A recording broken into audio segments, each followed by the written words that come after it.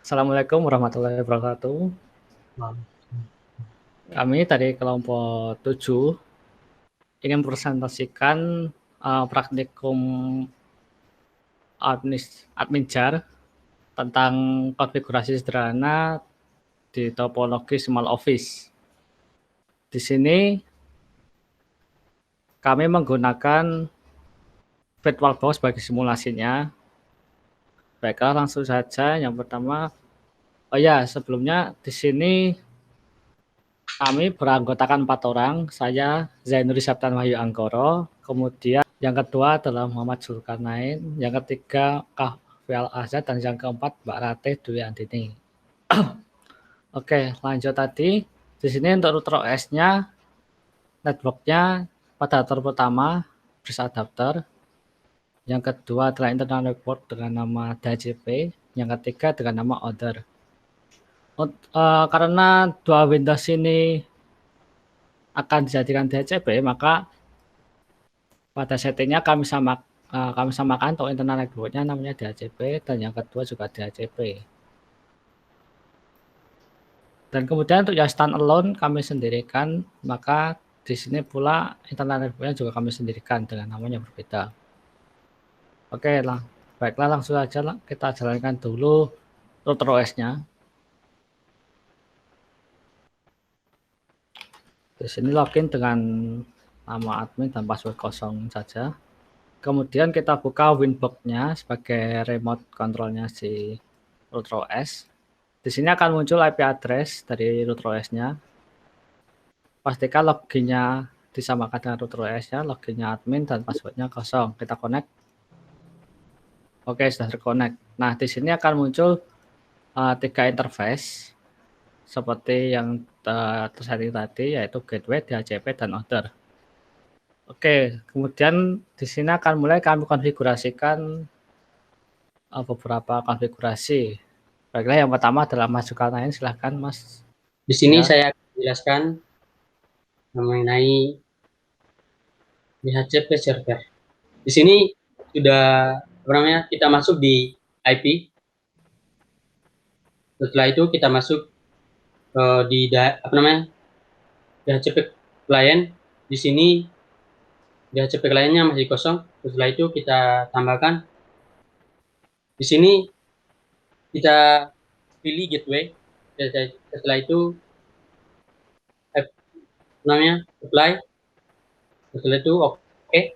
Selanjutnya di sini statusnya harus bound. Setelah itu kita masuk di IP lagi, kita masuk di address.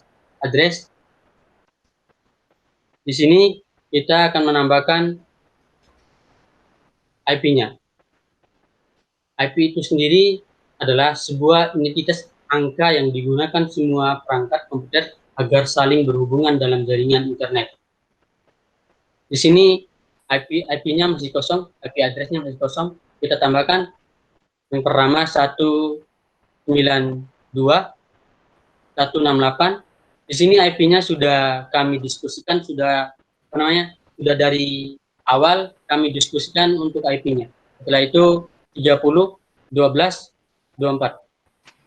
Setelah itu kita pilih DHCP, apply, dan OK. Selanjutnya kita tambah lagi untuk IP yang ketiga, yang di sini 192.168.40.13.24. Dan untuk servernya kita pilih order, apply, OK. Selanjutnya kita masuk di IP lagi untuk mengatur DHCP servernya. Kita klik DHCP server. Selanjutnya masuk di DHCP setup dan pilih DHCP next. Dan di sini udah tertera IP yang sudah diatur tadi. Next, dan OK. Setelah itu sudah tertera untuk DHCP servernya, DHCP untuk pilihan pertama. Selanjutnya kita masuk lagi di DHCP setup untuk setelah itu order, setelah itu next, next. Setelah itu oke. Jadi di sini udah tertera. Untuk penjelasan dari saya itu saja. Saya kembalikan kepada moderator. Terima kasih. Baiklah, terima kasih Mas Zulkarnain. Oke, selanjutnya di sini kami telah menyeting DHCP. Terus selanjutnya akan kami setting yaitu DNS dan NAT yang akan dijelaskan oleh Mas Kavi. Silahkan Mas Kavi. Saya akan melanjutkan penjelasan dari Mas Zulkarnain tentang DNS. Kita masuk ke DNIP, kemudian ke DNS, kemudian pada kolom server kita isi 8.8.8.8. Kita centang, upload, dan oke. DNS sendiri berfungsi agar device kita terkoneksi ke internet. Kemudian sebelum mengkonfigurasi, saya akan menjelaskan sedikit apa itu NAT. Network Address Translation atau NAT merupakan sebuah sistem untuk menggabungkan lebih dari satu komputer untuk dihubungkan ke dalam jaringan internet hanya dengan menggunakan sebuah alamat IP. Sehingga setiap komputer di dalam NAT ketika dilacak internet akan terlihat memiliki alamat IP yang sama jika dilacak. Oke, lanjut. Untuk mengkonfigurasikan NAT, kita ke IP, kemudian firewall, kita NAT, kemudian add. Pada kolom chain kita pilih SRC NAT atau source NAT, kemudian out interface kita pilih gateway. Ya, kita ke tab action. Di kolom action kita pilih mask square. Kemudian apply. Dan oke. Setelah mengkonfigurasikan NAT, langkah selanjutnya adalah mengecek IP. Ini kita punya 3 Windows, HP 1, 2, dan untuk. Oke, ketika Windows sudah dibuka semua, kemudian kita akan melakukan pengecekan IP cara membuka CMD. Kita ketik ipconfig dan kita lakukan hal yang sama kepada 2 Windows lainnya.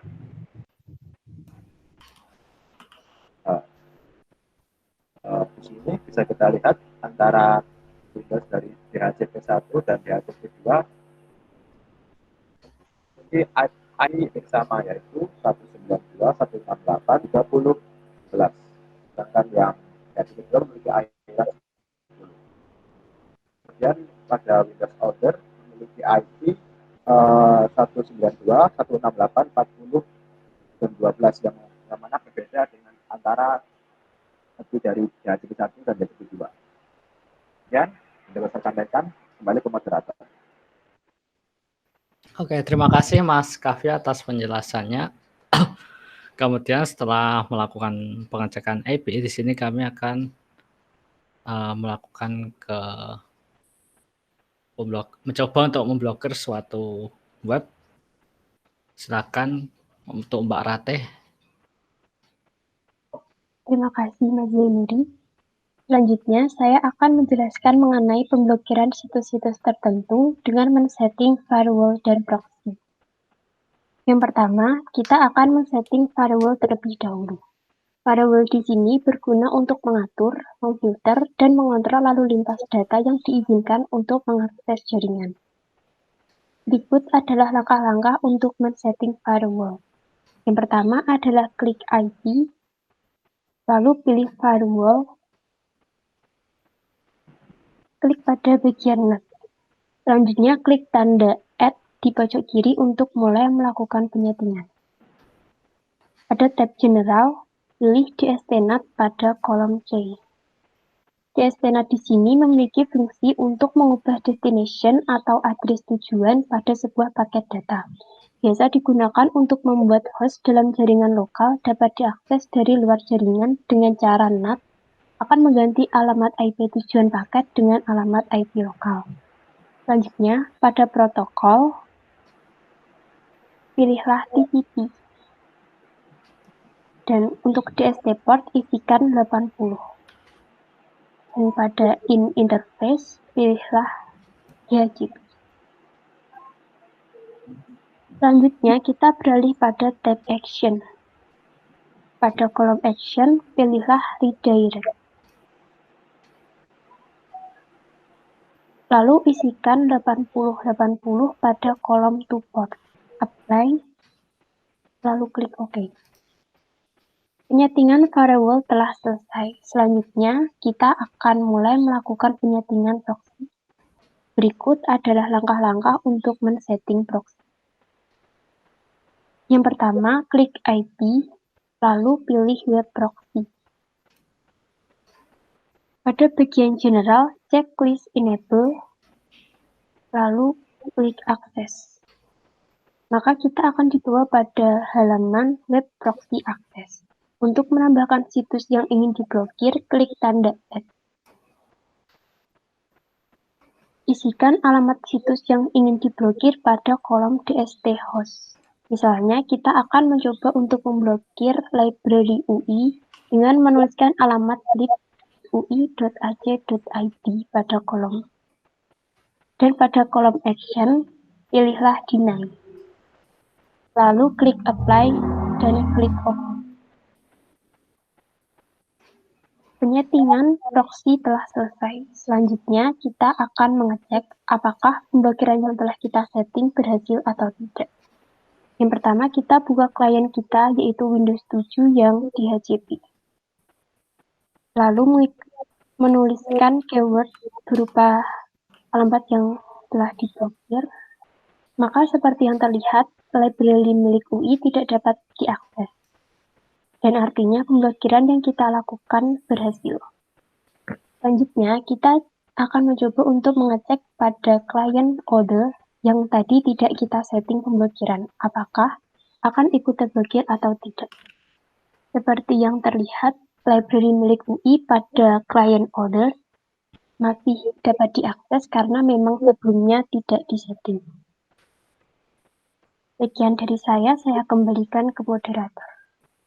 Baiklah, terima kasih Mbak Ratih atas penjelasannya. Kemudian di sini saya sendiri akan lanjut untuk mengatur bandwidth. Bandwidth di sini adalah kapasitas Ethernet di mana digunakan untuk traffic data. Jadi secara bahasa singkatnya, semakin besar bandwidth, semakin pula kapasitasnya, sehingga trafficnya pun semakin lancar dan tidak terjadi. Di sini saya akan mencoba untuk membatasi bandwidth DHCP, yaitu yang pertama kita kita tambahkan WW, kita tambahkan DHCP sebagai nama saja. Untuk targetnya kita pilih DHCP, karena kita akan menyeting DHCP. Untuk uploadnya kita atur di sini adalah 300 KB, dan untuk downloadnya 512 KB. Kita apply dan kita OK. Kemudian mari kita cek untuk speed testnya. Untuk DHCP boleh bebas, yang 1 atau 2 sama aja. Kita pilih speed test dan kita jadikan jujur kecepatan. Ya, di sini dapat terlihat untuk downloadnya tidak akan melebihi 512 KB, mengingat telah kita batasi. Nah, kan begitu pula untuk uploadnya tidak akan melebihi 384 KB. Dapat terlihat di sini. Kemudian saya akan mencoba bereksperimen lagi. Di sini saya akan mencoba untuk membatasi yang klien satunya. Untuk namanya kita isi bebas. Ini saya namakan standalone. Untuk targetnya pilih yang order. Dan untuk target uploadnya di sini saya akan batasi agak lebih besar, yaitu 1 megabit. Kemudian untuk yang downloadnya 2 megabit. Kita apply dan OK. Kemudian kita coba untuk jalankan yang klien satunya, ya ini. Oke, kita buka speed test. Dan kita coba jalankan uji kecepatannya. Ya, di sini terlihat bahwa untuk downloadnya tidak akan melebihi 2 megabit per second. Dan uploadnya juga tidak akan melebihi 1 megabit per second. Ya, dapat terlihat di sini telah berhasil kita batasi. Jadi untuk konfigurasi kali ini telah berjalan sangat sukses. Itu saja untuk materi yang dapat saya sampaikan, dan semua materi yang telah kami sampaikan. Apabila kami ada kekurangan, kami mohon maaf. Terima kasih atas waktunya. Wassalamualaikum warahmatullahi wabarakatuh.